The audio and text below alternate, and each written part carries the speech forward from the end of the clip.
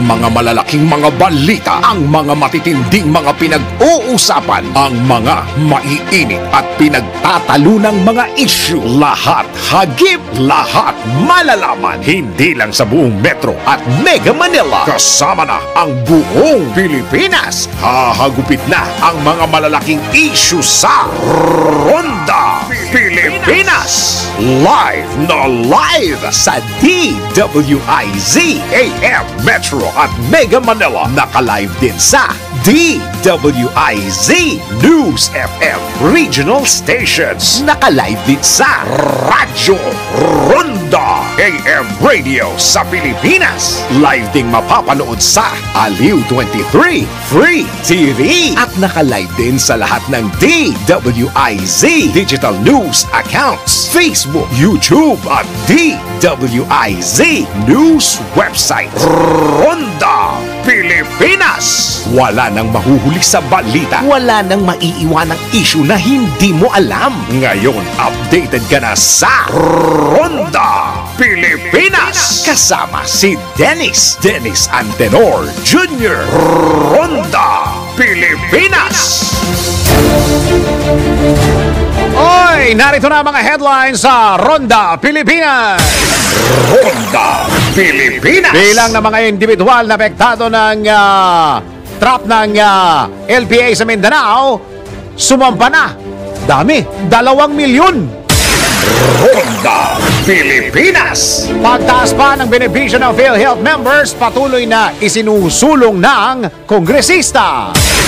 Ronda Pilipinas. Walang prenong oil price hike. Posible pang magpatuloy hanggang Hunyo o unang bahagi ng taon. Ayon yan lakot. Ayon yan sa DOE. Ronda Pilipinas. Balita sa ibayong dagat, 3 mataas na official ng junta sa Myanmar hinatulan ng kamatayan. Ronda Pilipinas. Balitang babalakasan, bagong recruit ng St. Benilde sa Pinoy Liga na si Sean Umali nakatikim agad ng panalo. Ronda Pilipinas. At balitang showbiz, dating Miss Universe owner na si Paula Sugar naresbaka ng umano'y paninirang pure sa kanya ni Ann Jukra Jutatip.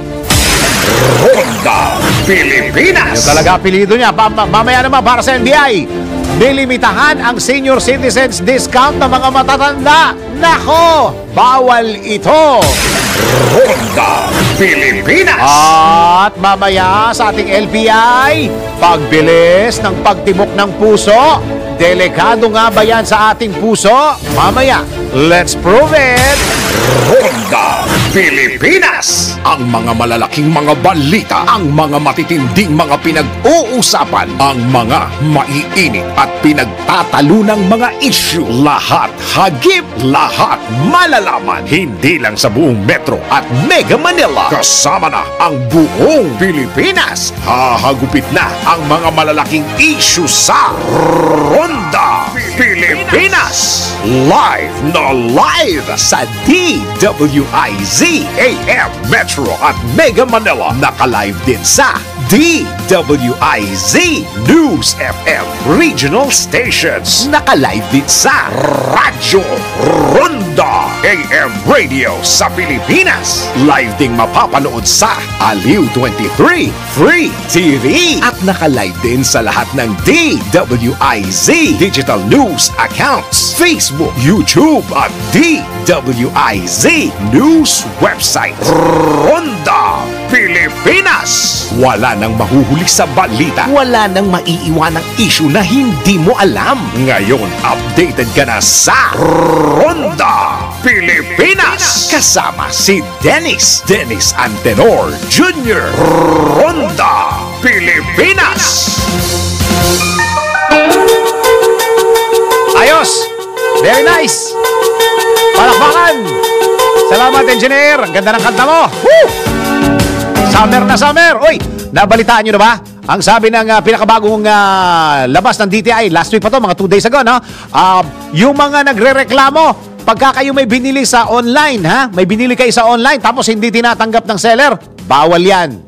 Bawal na bawal yan. Mamaya, siguro isang araw, iano natin yan sa NBI. May kaparusahan yan. Bawal yan. Yung maski walang sira, hindi tinatanggap. Tapos sinasabi nila, kailangan lagyan ng picture o video. Ha? Naku, bawal na bawal po yan. Magandang araw, Pilipinas, Luzon, Visayas at Mindanao. Live na po tayo sa DWIZ-AM sa Metro Mega Manila. Live din po tayo sa DWIZ News FM Regional Stations. And of course, sa Radyo Ronda.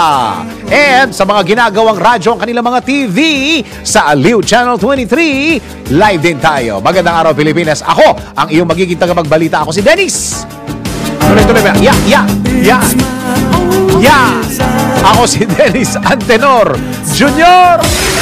Ronda Pilipinas. At ito na ang ating magiging weather, whether we like it or not. Muling maapektuhan ng easterlies ang silangang bahagi ng bansa. Magkakaroon ng Metro Manila at natitirang bahagi ng bansa ng bahagyang maulap hanggang sa maulap na kalangitan na may pulo-pulong mga pag-ulan o thunderstorms. Bunso nito ng easterlies o localized thunderstorms. Habang ang Caraga at Southern Leyte ay magkakaroon ng maulap na kalangitan na may kalat-kalat na pag-ulan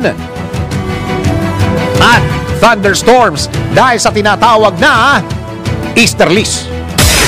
Ronda Pilipinas. Samantala, umakyat na sa mahigit 2 milyon ang bilang ng mga individual na naapektuhan ng low pressure area o yung through ng low pressure area o yung tinatawag na LPA. Awa naman yung mga kababayan natin doon. Katumbas, ito ng 567,000 families kung saan nasa 800 na pamilya ang nananatili sa 28 evacuation centers. Habang 560 families naman ang nanunuluyan sa ibang mga lugar, yung iba dyan kamag-anak nila.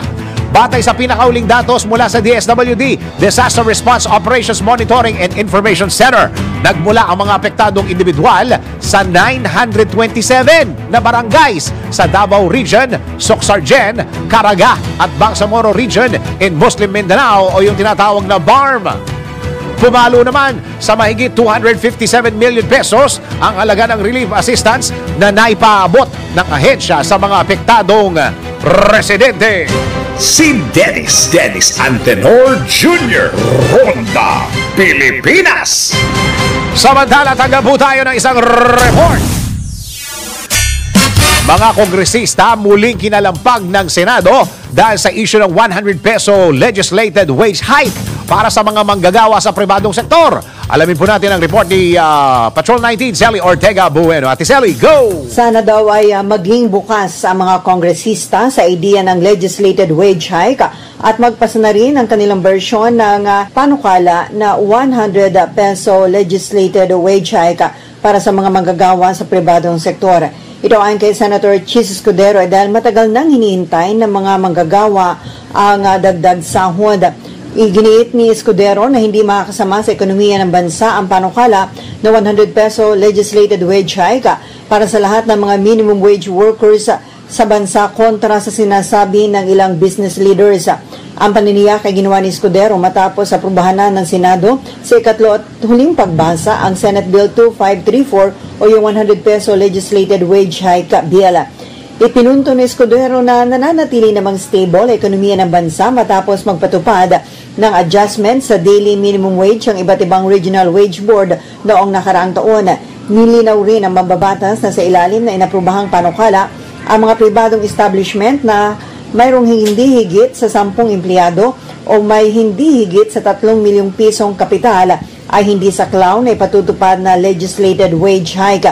Ito'y alinsunod na rin sa nakasaad sa Republic Act 9178 o yung The Barangay Micro Business Enterprises Act at RA 727 o Wage Rationalization Act. Umaasa nga si Escudero na magiging bukas sa mga kongresista sa naturang panukala at magpasa rin ng kahalintulad na proposed bill. Ito sa Patrol 19, Sally Ortega Bueno para sa DWIZ, nagbabalita ng tama, naglilingkod ng tama. Kapag may bagong balita, naka-on air agad-agad, DWIZ Patrol Report. Kahapon, nakausap po natin ng presidente ng ECOP. Kaya nga yung kahapon ang sinabi ko, yung pangtapal doon sa 100 peso wage hike. Kasi yung ating, yung kanilang tinatawag na corporate income tax, bumaba na from 33% naging 20%. So, ibig sabihin, kumita na rin yung mga negosyante for the past months or years, di ba? So, yung natipid nyo doon, baka kahit paano pwede natin ibigay doon sa mga itataas sa sweldo. Hindi naman kayo malulugi kasi binigyan na kayo ng pagkakataon ng gobyerno para ma-adjust ang inyong mga corporate income tax. Di ba? Bahagi yan. Yan yung laman ng create law. So kahit pa paano, hindi kayo talaga malulugi. Sabi nga ni Senator Mig Zubiri, napakinggan nyo ba? Sa isang panayam, moderate your greed. Yan, nagalit na si Mr. Senate President. Tuloy ang mga balita. Ronda Pilipinas. Pusigido si Agri Party List Representative Wilbert Lee na palawakin pa at itaas pa ang benepisyo ng mga PhilHealth members. Sa katunayan, patuloy na binabantayan ng mga kongresista ang pangako ni PhilHealth President Emmanuel Ledesma Jr. na tatalima sa House Resolution hinggil sa pagtaas ng benepisyo. Ito pong 30% increase sa benefits na atin pong ipinaglaban, alam po natin na ito po ay hindi po sapat, no? Kaya nung na-approve po ito, agad din tayo pumunta sa PhilHealth uli at sinabi na hindi po ito nagtatapos dyan sa 30%. Dahil alam po natin, napakarami po ng ibang mga sakit. Hindi po natin ito tatantanan dahil ang gusto po natin mangyari ay gawin po itong full coverage o unlimited, no? Pero pag itataas natin yung coverage niyan, tataas din ho yung monthly contribution. Bukod sa pinalawak na benepisyo, hinikayat din ni Congressman Lee ang PhilHealth na gawing miyembro. Miyembro na ang lahat ng Pilipino. Under our Universal Healthcare Law, dapat po lahat ay member. Pero napakarami pa po nung hindi po miyembro, no? Lalo na po doon sa informal sectors at ating pong mga kababayan na tinatawag nating indigent. No? Ang aking pong pagkakaalam, nasa mga 60% or even less pa lang, no? Yung ating pong mga nako-cover na member. No? Pinigyan din ni Congressman Lee na ang pangunahin nilang layunin ay maging tulad ng isang HMO ang PhilHealth. Well, actually, yan po ang ating pong layunin, John. No? Dumating yung araw na yung PhilHealth dapat po maging parang HMO yan para sa ating pong mga kababayan. No? Ibig sabihin, pag meron kang PhilHealth, wala ka na dapat babayaran. No? Yun po yung ating pong objective and eventual goal. No? Dahil napakaraming pera po nga ng PhilHealth, alam po natin, kaya po nila itong gawin, no? Kaya mangyari. Yan po ang tinig ni Agri Party List Representative Wilbert Lee sa panayam ng DWIZ. Ronda Pilipinas. Samantala, pinag-aanda na ng Department of Energy ang mga consumer sa posibleng pagsirit ng presyo ng mga produktong petrolyo hanggang June na ikalawang bahagi ng taon. Oh my gosh, ano ba ngayon? Pebrero lang? Bunso dito ng inaasahang pagpapatuloy ng pagtaas ng presyo sa international market dulot ng iba't ibang kaganapan. Gaya ng kaguluhan dyan po sa may Middle East. Bukod pa ito sa mga pagbabawas ng mga miyembro ng Organization of Petroleum Exporting Countries sa pangunguna ng Saudi Arabia ng produksyon. Ayon kay Energy Secretary Rafael Lotilla, umaasa silang huhupa ang geopolitical tensions, partikular na sa Israel at Yemen. Tinutugunan na niya ang mga energy infrastructures, pero pagdating sa issue ng oil supply ay maring matagalan pa ito, lalo't nag-i-import lamang ang Pilipinas. Aminado ang kalihim na ang kakulangan sa global investment sa petroleum fuels ang naging mitya ng shortage na nararanasan ngayon. Nakakadagdag din sa problema ng Pilipinas ang Oil Deregulation Law, kaya't walang kakayahan ng DOE na i-regulate ang pabago-bagong presyo ng crudo. Si Dennis Antenor Jr. Ronda Pilipinas. Samantala, tanggap po tayo ng isang report. 8.5 million pesos na halaga ng illegal na droga nasa badyan sa may QCPD. Alamin natin ang report ni Patrol 30 Jelly Mendez. Jelly, go! Umabot sa 8.5 milyong piso ang halaga ng illegal na droga ang nakumpiska ng mga tauhan ng Quezon City Police District. Ito ay sa gitna ng intensified campaign kontra illegal drugs na sinimulan noong Enero 1 hanggang Pebrero 16 sa pamumuno ni QCPD Director Police Brigadier General Redrico Maranan. Inaresto ang nasa 374 na sospek sa mahigit 200 anti-drug operation na ikinasa sa lungsod. Nasamsamang mahigit 1,200 gramo ng shabu, mahigit 200,000 at 400 gramo ng marijuana. Katuwang ng QCPD sa operasyon ng Batasan Police Station, Payatas Bagong Silangan Police Station, District Drug Enforcement Unit at iba pang police station at sub-unit sa Quezon City.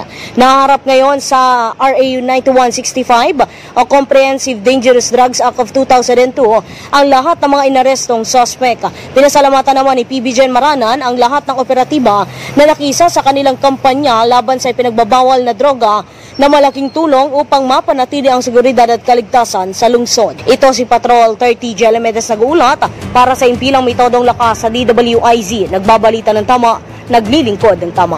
Kapag may bagong balita, naka-on air, agad-agad, DWIZ Patrol Report!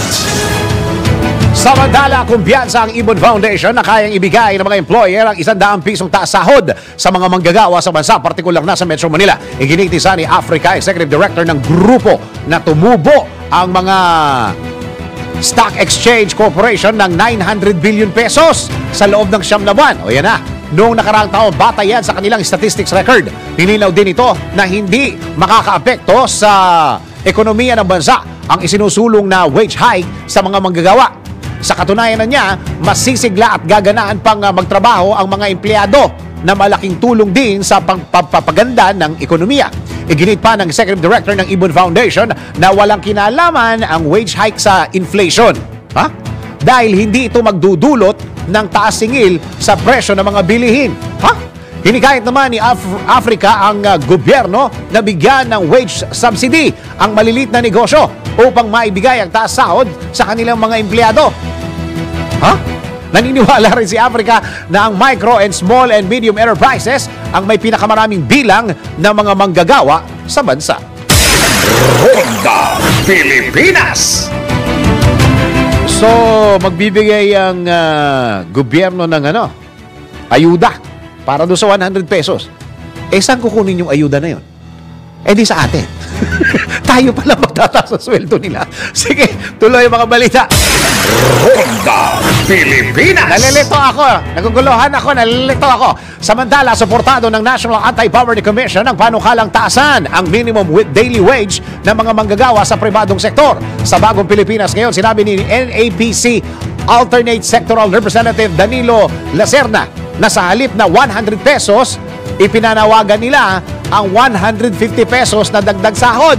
Gayunpaman, kung hindi niya ito uubra, ay bukas naman sila sa 100 pisong aumento sa sahod kesa wala. Iginit pa nila Serna na marami ng tax incentives ang ibinibigay sa mga korporasyon. Yun. At kumpanya sa ilalim ng iba't ibang mga batas. Yun. Tulad ng One Town, One Product Philippines program at Create Law. Yun. Ang pondoan niya mula sa mga ito ay maring magamit ng pribadong sektor upang mapunan ang kakulangan sa sahod ng mga manggagawa at maibsan ang epekto ng inflation. Si Dennis Antenor Jr. Ronda Pilipinas.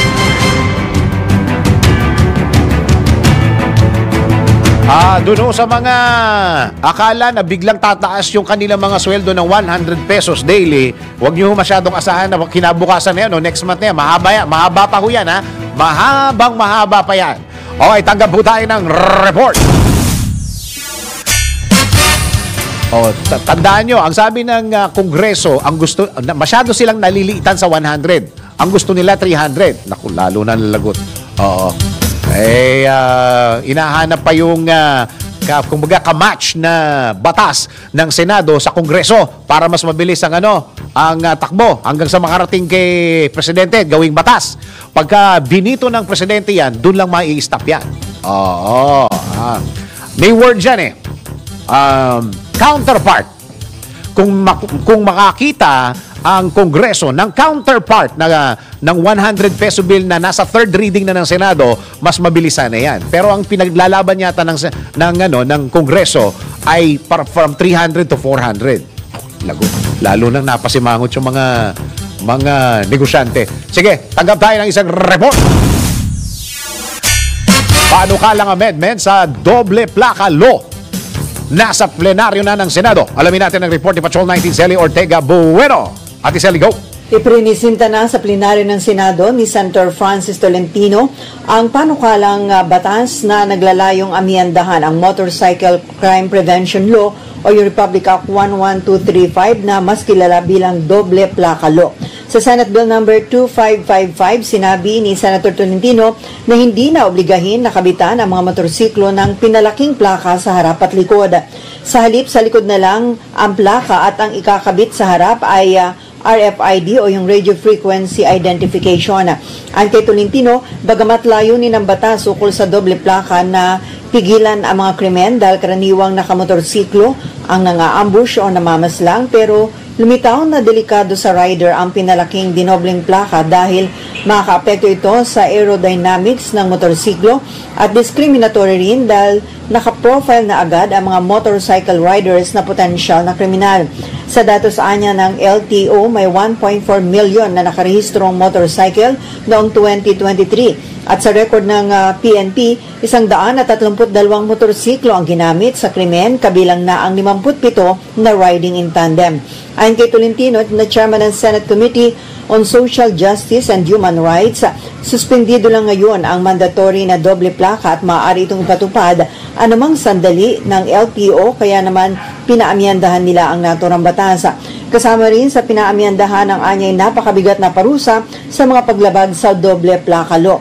Sa hindi agad magre-register ng motorcycle na brand new man o luma, sa magtatamper o duduktor sa plaka at iba pang lalabag sa batas, ibinaba ang parusa sa 6 na buwan hanggang 2 taon na nakalaboso at sa 5,000 pisong multa. Ito sa Patrol 19, Celi Ortega Bueno, para sa DWIZ, nagbabalita ng tama, naglilingkod ng tama. Kapag may bagong balita, naka-on air, agad-agad, DWIZ Patrol Report. Naalala ko tuloy yung merong, hindi ko maintindihan, basta isang mambabatas ang propose na yung plate number ilagay dun sa helmet. Doon sa helmet, ang ganda-ganda ng helmet mo, binili mo ang mahal-mahal, tapos nakalagay sa likod ng plate number. Then, naalala ko lang. Okay, teka muna. Katatapos lang unang Valentine's Day, baka kayo'y nakakaramdam ng pagtibok ng inyong mga puso hanggang sa ngayon, ha? Hanggang sa ngayon, baka nakakaramdam kayo ng pagtibok ng puso ninyo, baka akala nyo kayo'y hanggang ngayon ay in love. Ha? O kaya nai-inlove kayo na bago dahil tumitibok ang puso ko ng mabilis na mabilis, in love na naman ako. Pero patunayan natin to. Alam nyo ba, sabi nila, ang pagbilis daw ng pagtibok ng puso, delikado po yan sa ating katawan. Tara, patunayan natin yan sa Let's Prove It! Bago maniwala sa mga claim na yan, patunayan na yan sa Let's Prove It! Nakakaranas ba kayo ng pagbilis ng tibok ng puso? Yung tipong akala mo may dumadagundong sa iyong dibdib. Delikado nga bang bumilis ang pagtibok ng puso? Tara, let's prove it!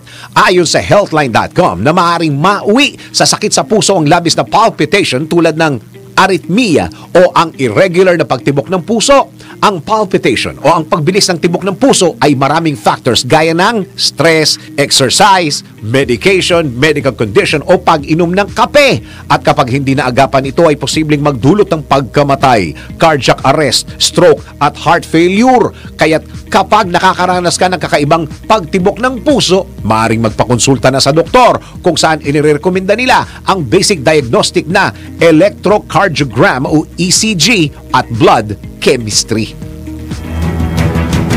Kaya napakadelikado pagka mabilis na tumibok ang inyong mga puso, pa-check up na kayo. Hindi basta in love kayo, mabilis yan, ha? Pero alam nyo ba, yung mga isa sa mga dahilan ng pagbilis ng pagtibok ng puso ay yung mga mahihilig sa sports. Oo, pagka kayo'y nagbabasketball, nagbabadminton, nagte-tennis, yan. Kaya ito, yung mga mahilig sa sports, mga kastig, handa na ba kayo for the next level ng saya sa paborito ninyong esports? Sa Arena Plus, Astig sa Sports, siguradong magpapabago sa paraan ng inyong pag-enjoy sa mga paborito ninyong mga games. Pwede mong i-stream yan ng live ng mga local at international sports games sa internet at sa inyong mga telepono. Maging up-to-date sa latest scores sa libo-libo mga games worldwide. Kasama dyan ang PBA, NBA, PVL, soccer, basketball, of course, volleyball, kasama boxing. Hindi na ba talaga makakapasok si Senator Manny Pacquiao? Sa Paris. At marami pang iba. But, that's not all. Kasama sa magbibigay ng saya sa inyong mga gaming experience ang official Astig endorsers na sina Scottie Thompson at NBA star Jordan Clarkson. Kaya ano pang inaantay ninyo? Download Arena Plus app now in App Store or Google Play. You can watch it also on arenaplus.ph. Sa Arena Plus, Astig sa Sports. Keep it fun. Game responsibly. Oras mo natin sa buong Pilipinas. 28 minuto makaraan ng alas 10 ng magandang umaga. Si Dennis Antenor Jr. Ronda Pilipinas. Tuloy-tuloy mga balita at impormasyon sa Ronda Pilipinas. May pag-uusapan po tayo. Meron po tayong special guest. Okay, mga magulang. Tayo naririnig, hindi lang sa Metro Mega Manila. Naririnig po tayo sa buong Pilipinas sa magitan ng DWIZ, News FM Regional Stations, and of course, sa Radyo Ronda. And of course, online. Mga magulang. Mas maganda ho, pakinggan po ninyo ang pag-uusapan namin ngayon. Baka kayo po'y makarelate. Especially, minsan ang tawag natin dyan, may mga special child, di ba? Okay, ang bisita po natin ngayon ang Director for Local and International Advocacy, PAFID, o yung tinatawag na Philippine Association for Intellectual Disabilities Incorporated, si Mr. Alfonsus Castro de Alban. Pero sabi po niya, ang tawag ko sa kanya, Al na lang, si Teacher Al. Tama. Teacher po ba kayo? Yes, sir. Tayo po ay isang guro. Nag-umpisa bilang isang engineer, pero dahil natuklasan natin yung profession na ito, napamahal na tayo dito. Inintroduce to sa akin nung aking asawa. Okay. And doon na nag-umpisa yon. We're handling children with special needs. Okay. Hanggang sa nakita na... Pwede ba yan, Sir Al, yung intellectually parang challenge, ganon? Parang ganon ba kung pwede siyang tawagin ganon? Ang intellectual disability, it's a neurodevelopmental disorder. Okay. Magkaiba ito dun sa tinatawag na mental disability. Yun kasi yung mga tulad nung binabanggit mo kanina, yung meron sa puso, yung nagkakaroon ng depression, bipolar. Iba yun. Nakapaloob yun dun sa mental disability. Okay. Ito sa intellectual disability, it's more on the mababa yung IQ nila. Okay. Usually below 70. Mababa or mabagal yung proseso, no? Yung parang function, tama. Yung maganda yung word mo kasi mas maintindihan ng mga kababayan natin yung function ng sa adaptive behavior nila at saka yung sa skills, yung pag-acquire nila ng skills medyo nahihirapan sila. Yun yung more or less nagfo-fall under intellectual disability. At minsan, hindi tayo aware na meron tayong ganito. Tama. Katulad nung grupo namin, ang Philippine Association for Intellectual Disabilities, mahina yung function nila, so they cannot defend themselves, no? Merong mga tao na dapat na magbigay ng tugon sa pangangailangan nila, kaya nandun tayo. Tinutulungan natin yung mga magulang at mga guro kung paano i-address yung mga issue nila. Under the numbers ng NCDA, meron tayong mga 1.4 million na marginalized, no? May mga iba-ibang disabilities. But among these marginalized, ang intellectual disability ang masasabi nating pinaka-marginalized, no? So hindi sila nabigyan masyado ng pagkakataon na matuto, no? More often nadi-discriminate sila pagdating sa loob ng classroom. So sila yung, dahil hindi pa sila masyadong natututunan yung tinatawag na self-care, medyo nangangamoy, no, Dennis, kasi hirap silang bihisan, hirap silang paliguan, or sila mismo hindi nila alam kung paano yung aalagaan ng sarili nila. So, paano yun? Pagka ganito, let's talk about yung resources ng government. Kulang ho ba ang programa ng gobyerno or may mga ahensya ng gobyerno na nagtatakel o naghahandle ng mga ganitong sitwasyon? Kulang po ba yung focus, pondo, resources? Paano mas maaasikaso yung itong marginalized sector na ito, Teacher Al? Alam mo, Dennis, ang pinakamaganda would be yung awareness. Kasi meron tayong mga batas, no? Marami tayong magagandang batas. Marami rin matatawag na magagandang programa. Ngunit, may mangilan-ngilan lang ang mga nag-i-implement nito. At the same time, sa tingin natin, dahil sa kakulangan ng kaalaman ng mga magulang, hindi nila natatanggap yung dapat na benepisyo. Halimbawa, Dennis, yung RA 9442 at saka nung inamend na siya, ang tinitingnan lang natin dito is yung 20% discount sa medicines. Or meron yung amended na siya ngayon, 10754, na kasama na rito yung mga pag mag-check-in yung may disability sa loob ng hotel, or... Hanggang discount lang. Yung naiintindihan natin at gusto nating intindihin. Pero meron dyan yung tinatawag din na dun sa under 9442, may provision dyan yung against discrimination and vilification. Okay. Alam mo, siyempre, itong mga may intellectual disability, sila yung kadalasan na napapahiya, pinapahiya, or pinagtatawanan. Or nabubuli. And kapag nasobrahan yan, Dennis, pwede nang magreklamo yung mga kamag-anak, no? Kapag halimbawang talagang nasisira na yung dignity nila, under 9442, pwede sila mag-file ng case para at saka yung penalty dyan, higit pa sa tipong halimbawang ng snatch, no? Ang penalty dyan is about aabot ng 100,000 sa first offense. Or, depende kay judge, pwedeng may kasamang kulong na hanggang 2 taon. So, mabigat, pero bakit nangyayari pa rin yung mga ganyan na sinasabi mo ng mga pambubuli? Yes. So, kaya nandito tayo ngayon upang mabigyan ng awareness, na malaman ng mga magulang na mayroon pala silang mga pwedeng tanggapin na benepisyo or pwede silang humingi ng tulong sa ahensya ng gobyerno. Isa dyan sa ahensya ng gobyerno na it's a policy making body, pero malaki ang nagagawa ay ang National Council on Disability Affairs. Marami silang pinanukala. At dahil marami silang attached na agencies ng government, 13 attached agencies, sila yung parang nagbibigay, nagpapanukala ng ano yung mga magagandang gawin na programa. Wala pa ako sa liberty na magsabi, pero meron silang napakagandang inihanda sa mga susunod na buwan. Nakausap kasi natin sila nung start nitong National Intellectual Disability Week. And marami sila, excited sila na ipakita yung ginagawa ng government. Within the next few months, Dennis, makikita mo ang ganda ng program para sa hindi lamang sa mga may intellectual disabilities, but for other kababayan natin na merong disability. Dito sa ganitong advocacy, Teacher Al, kumbaga hindi yung taong apektado mismo yung ating kinakausap. Tama. Ang kinakausap natin dito kadalasan yung mga nakakapansin, yung mga parang nakakaramdam na there is something wrong.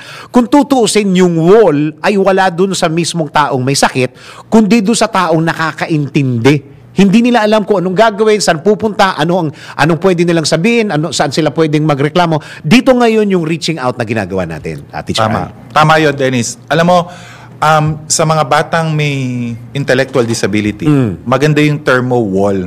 Kasi, ang nangyayari, hindi lamang yung nakikita natin sila, hindi lamang yung naririnig natin sila. Nasasaktan din tayo. Of course. Dahil binabato tayo, yes. Yung kapag nagwawala na yung bata, at the same time, ang pinakamabigat dyan, yung isa sa tingin ko na nagiging reason kung bakit sila nadidiscriminate is medyo hindi maganda yung amoy nila kasi nga wala silang self-care. So, ang ginagawa natin, naglalagay tayo ng wall. Mas mabuti na lang na pipikitan natin sila. Or sa bahay na lang, huwag na lang isama. Tama, no? Huwag Yung na lang parang isama. kinukulong na lang, Yes, no? Pero para sa akin, ang acceptance is intervention. Naririnig natin yan palagi. And kapag ang magulang mismo yung hindi tumatanggap dun sa mga ganun na mga sitwasyon, what will happen? Paano kung wala na yung magulang? Paano kung wala na yung kamag-anak? Tama. Naiwan na lang ba siya dun sa bahay na nakakulong? Or yan na yung tipong makikita mo na lang ba siya sa lansangan? Yeah. So, yun yung reaching out natin na sana makita yung welfare ng mga batang ito na habang bata pa lang, mabigyan sila ng early intervention so that maging part sila ng community. Yes. Productive man o hindi sila burden, no? So meron nga yung noong 1994, Dennis, yung tinatawag na Salamanca Statement, no? And framework. Deklarasyon ito regarding special education para sa mga batang may disability, for that matter. And ang ganda nung isang statement doon, ang sabi doon ay hindi porke merong disability, no matter the disability, kailangan mabibigyan pa rin sila kung ano yung natatanggap ng bawat mamamayan. Correct. Halimbawa, ang ginagawa kasi natin, meron tayong halimbawang ibibigay sa mga typical, yung mga walang kapansanan. Pero kung minsan pinipikitan natin sila, ay hindi na kasi, alam mo, meron namang disability yan, hindi naman niya alam yung gano'n. Hindi. Dapat, ang pagtingin natin sa kanila ay kaparehas kung paano natin tingnan yung mga kasamahan natin na walang kapansanan. Iyon. Okay, so, paano to, Teacher Al? Saan sila pwedeng magsimula? Kasi, parang yung Intellectual Disability Week ay mag-i-end today.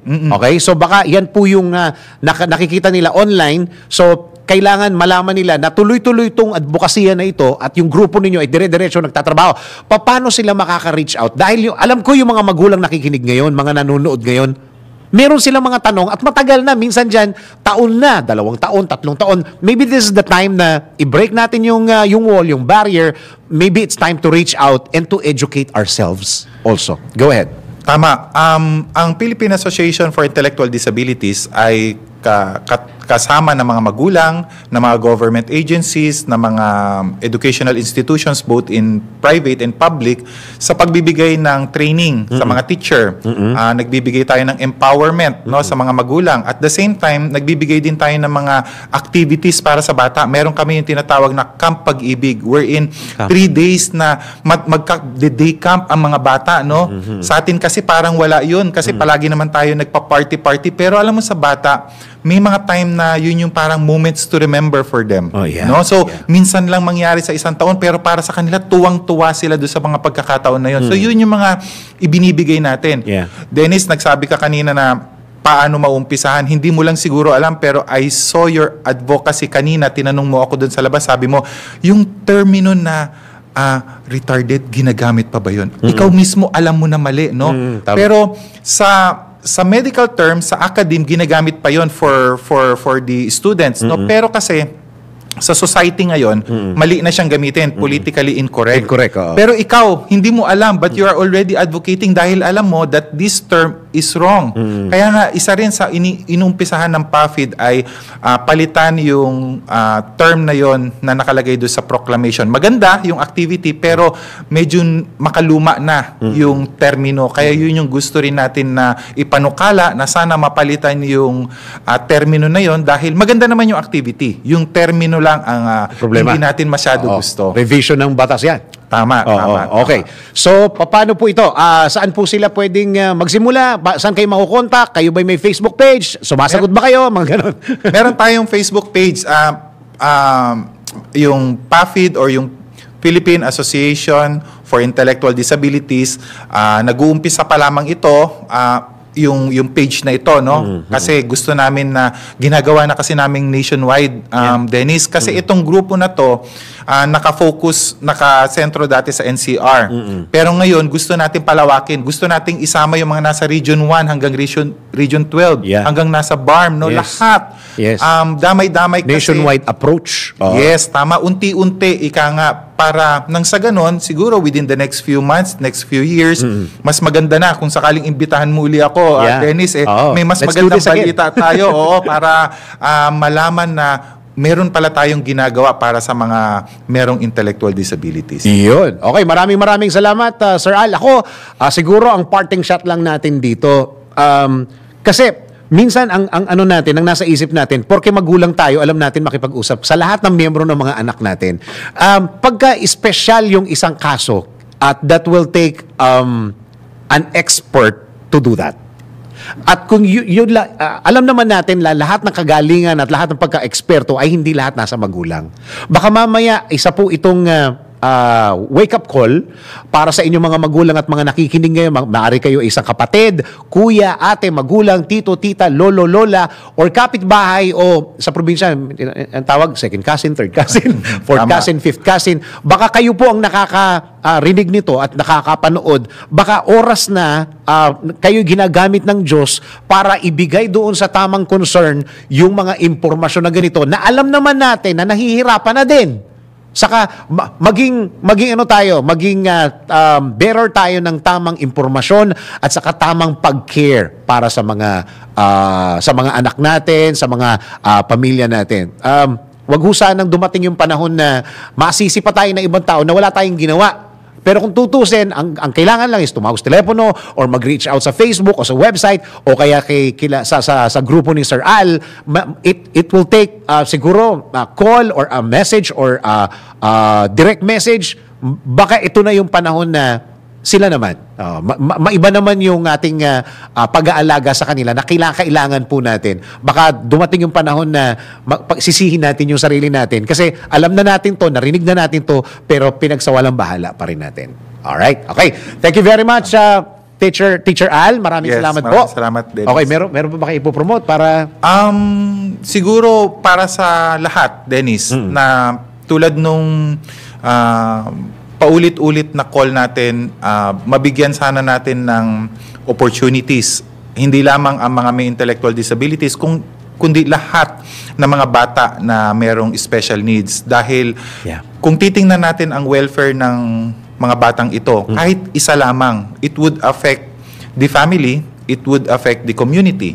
So it is our responsibility as members of the society to provide kung ano man yung pwede natin maibigay. True. No? True. So maraming salamat sa ganitong pagkakataon, Sir Dennis. Salamat din po. Sana ay patuloy yung inyong programa na nag-a-advocate sa mga, hindi lamang sa mga may intellectual disabilities, kundi sa lahat na may kapansanan na ating mga kababayan. Iyon. Maraming salamat, Sir Al. Si Sir Al Castro de Alban. Ayun. Director po siya ng Local and International Advocacy, PAFID o yung Philippine Association for Intellectual Disabilities Incorporated.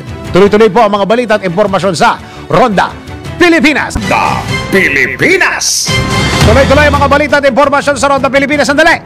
Meron akong announcement. Panawagan sa mga nakakilala kay Norlito Bahande Santos, nickname Percy Santos, 54 years old, male, naniniraan po dyan sa may Taytay Rizal, nagtatrabaho sa Makati, Shangri-La, Manila. We need to talk to you about family matter. ASA, please contact po Ate Analiza Flores Santos and Ate Susan Flores at 0933-505-7563. Isang number na lang para hindi magkalituhan ha. 0933-505-7563. Residence at 1032 M. Billones Street, Bambang, Pasig City. Puntahan natin isang balita. Probinsya to sa Pangasinan. Bomb threats bumulaga sa dalawang paaralan sa Pangasinan. Natigil ba ang pag-aaral ng mga kabataan? Alamin natin ang report mula sa DWIZ News FM Northern Luzon, Susan Yadaw. Ate Susan, go! Yes, good morning, Dennis. Kahapon, Lunes na Lunes, sa bomb threat na bumulaga sa dalawang high school sa lalawigan ng Pangasinan. Una sa Mangaldan National High School kung saan nakatanggap ang isang konsehal ng Mangaldan ng mensahe sa kanyang Facebook account mula sa isang nagpakilalang isang Japanese national bandang alas 9:30 ng linggo ng gabi na may nagtanim daw ng mga bomba sa nasabing paaralan. Mabilis na nakipag-ugnayan ng Mangaldan PNP sa Dagupan Explosives and Ordnance Division na agad ding tumungo sa nasabing paaralan upang i-verify ang ulat. Dahil dito, diniklarang walang pasok sa araw na Lunes. Nagsagawa ng visual na paghahanap paghanap sa lugar upang i-isolate ang lugar sakaling may matagpo ang kahinahinalang bagay. Idineklara ng EOD team na malinis ang lugar at walang anumang pampasabog na natagpuan, kaya binawi na yung unang deklarasyon na suspensyon ng klase. Sumunod bandang alas 8:30 ng umaga, pagkatapos ng flag raising ceremony sa Pangasinan National High School sa bayan ng Lingayen, ibinulong na isang DepEd official kay Principal Maria Calima na may natanggap na mensahe ang PIO ng Lingayen na LGU na may bomba sa nasabing paaralan. Maayos na nagsagawa ng evacuation sa mga bata at sinabing mag-exercise lang sila sa kalapit na Narciso Ramos Sports Center. Sinuspindi rin ang klase kahapon sa nabanggit na paaralan. Gayunman, lumikha pa rin ang panik sa ilang mga magulang na nakatunog sa bomb threat at sinundo ang kanilang mga anak. May mga naka-standby na mga ambulansya at fire truck sa lugar. Lumalabas, false alarm din ang naturang bomb scare.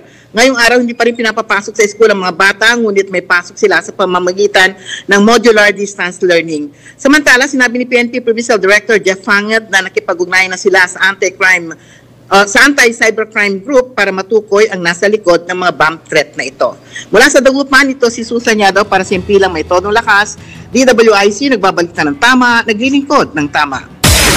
Ronda Pilipinas. Mga balitang dapat alam mo kahit sa labas ng bansa. DWIZ, balita sa ibang bansa. Hinatulan ng kamatayan ng military junta ng Myanmar ang 3 matataas na opisyal na namahala sa pagsuko ng isang strategic town sa mga ethnic minority fighters. Ibinaba ng daan-daang tropa ng junta ang kanilang mga sandata at ibinigay ang bayan ng Laokai sa Three Brotherhood Alliance sa estado ng Shan.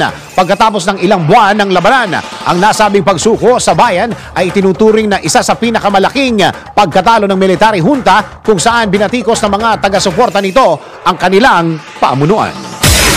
Ronda Pilipinas. Samantala sa ating balita mabalakasan, bagong recruit ng St. Benilde sa Pinoy Liga na si Sean Umali nakatikim kaagad ng panalo. Show Sports News mula kay Kim Gomez. Kim, go!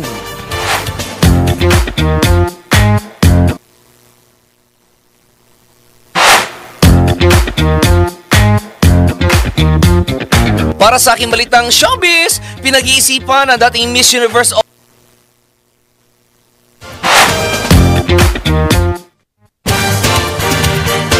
ano nangyari? Bakit si Anton kagad? Teka muna, sports news na tayo. Ayos ba sports news? Okay na? O mag-showbiz muna tayo. O sige. Showbiz muna tayo. Dating Miss Universe owner na si Paula Sugart. Niresbakan ng umano'y paninirang puri sa kanya ni Ann Jukratatip. Showbiz report mula kay Anton. Go! Para sa aking balitang showbiz, pinag-iisipan ng dating Miss Universe owner na si Paula Sugart na sampa ng kaso ang bagong owner ng Miss Universe organization, ang Thai trans na si Ann Jukratatip. Ito ayon kay Paula ay dahil nakarating sa kanya ang aligasyon ni Ann na tumatanggap siya ng under the table na pera para makasiguro ng placement ang isang candidate ng Miss Universe beauty pageant. Sa isang statement na inilabas ni Paula, sinabi nito na mula nang i-announce niya ang kanyang resignation noong November 2023 ay nagdesisyon siyang hindi na makialam o magkomento man lang sa pagbabago ng Miss Universe organization, bagkos ay tahimik muna siyang tumutulong na i-guide ang nasabing organisasyon. Ngunit ang mga false accusation umano sa kanya ni Ann na sinisira ang kanyang pagkatao ang dahilan kung kaya't napilitan siya magsalita. Hindi raw siya parapatol sa mga akusasyon sa kanya, ngunit ang sinasabi umano nito na isa siyang kurap at tumatanggap ng pera under the table para makasecure ng placement ang isang candidate ay hindi lamang siya nito dinidefame kundi dinidiscredit din ito ang mga kandidatang nanalo ng Miss Universe crown sa pamamagitan ng pag-i-imply sa mga ito na binili ng mga ito ang corona at hindi na panalunan. Dahil ito kaya't pinag-iisipan na raw niya ang pagsasampa ng kaso laban dito. At iyan aking balitang showbiz para sa Impilang May Tonong Lakas, DWIZ. Ako si Anton, nagbabalita ng tama, naglilingkod ng tama. Ronda Pilipinas.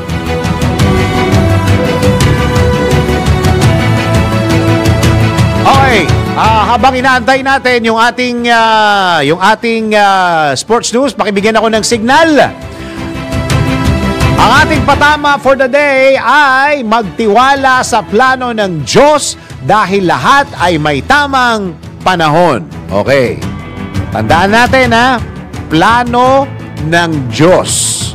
Hindi plano natin. So, ibig sabihin, yung step 1, step 2, step 3, depende sa plano niya. Okay? Ang gagawa ng plano, ang Diyos. Hindi ikaw. Kaya nga tinawag natin na plano ng Diyos. Ayan. Okay? Minsan kasi, pagka sabihin natin, Lord, bahala ka na. Pero ikaw pa rin ang gagawa ng paraan. Nakakapagod yan. Oo. Pagka binigay nyo na sa Diyos, okay na yan. Tapos, magpakabait na lang kayo. Maging mabuting tao na lang kayo sa mga susunod na araw. Okay? Yan po ang ating patama for the day. At, ayos na ba? Ayos na? Yung ating sports. Oh, nawala yung ano. Wala. Ayos na, ayos na. O, sige. Bagong recruit ng St. Benilde sa Pinoy Liga na si Sean Umali, nakatikim kagad ng panalo. Sports News mula kay Kim Gomez.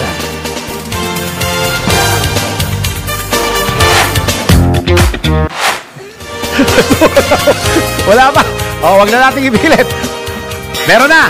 O, sige, narito ang Sports News ni Kim Gomez. Ang latest malalaman sa DWIZ Sports News.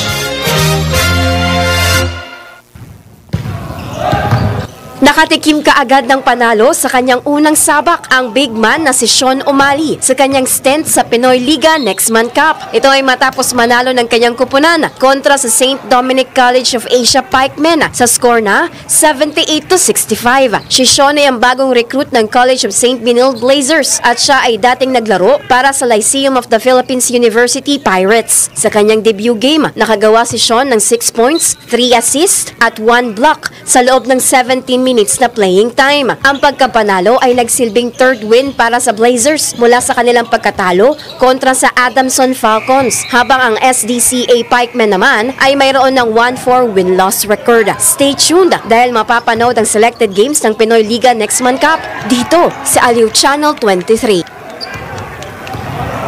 That portion was brought to you by Arena Plus. Sa Arena Plus, astig sa sports. Download Arena Plus app now in App Store or Google Play. You can watch it also on arenaplus.ph. Ronda Pilipinas. At yan ang kabuuan ng mga balita at informasyon sa Ronda Pilipinas. At tawayan po ang susunod na programa ang Yes, Yes, Yo, Topacio with Attorney Ferdy Topacio and Doc She Lejano. Maraming salamat Pilipinas. Ako ang iyong naging tagapagbalita. Ako si Dennis Antenor Jr. nagbabalita ng tama, naglilingkod ng tama. Ang mga malalaking mga balita, ang mga matitinding mga pinag-uusapan, ang mga maiinit at pinagtatalunang mga issue. Lahat hagip, lahat malalaman. Hindi lang sa buong Metro at Mega Manila. Kasama na ang buong Pilipinas. Hahagupit na ang mga malalaking issue sa Ronda Pilipinas. Live na live sa DWIZ AM Metro at Mega Manila. Naka-live din sa DWIZ News FM Regional Stations. Naka-live din sa Radyo Ronda AM Radio sa Pilipinas. Live ding mapapanood sa Aliw 23 Free TV. At naka-live din sa lahat ng DWIZ Digital News accounts, Facebook, YouTube at DWIZ News website. Ronda Pilipinas. Wala nang mahuhuli sa balita. Wala nang maiiwanang issue na hindi mo alam. Ngayon, updated ka na sa Ronda Pilipinas. Kasama si Dennis Antenor Jr.